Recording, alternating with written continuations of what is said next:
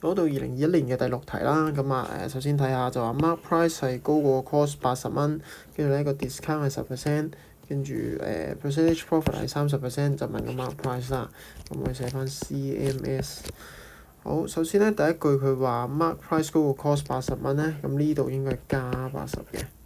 OK， 咁跟住呢個 discount 10% 呢，即係 M 同 S 嘅關係減10%。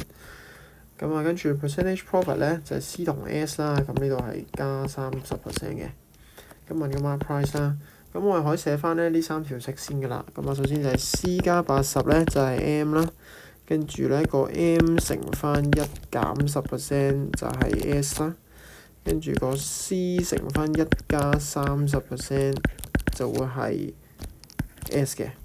OK， 咁3條式，咁亦都係容許我就係化一化簡啦，同埋調位。咁C 咧其實就係 M 減80，咁呢個叫1號式啦。咁咧就0.9個 M 等於 S，咁呢個2號式啦。跟住1.3個 C 等於 S，咁3號式。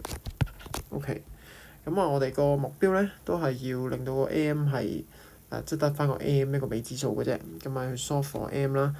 所以咧我哋咧試下1式代落去3式嗰度先啦。將個 C 換走佢，咁即係1.3乘以 M 減80就等於個 S 嘅。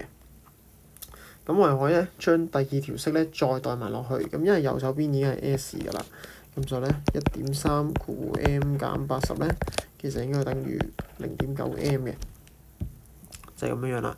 咁我拆翻個括號先啦，1.3 M 咧就減翻104，即係0.9 M 啦。咁所以調位就係0.4個 M 咧等於104，最尾個 M 咧就係咧260蚊，就係最後呢個答案啦。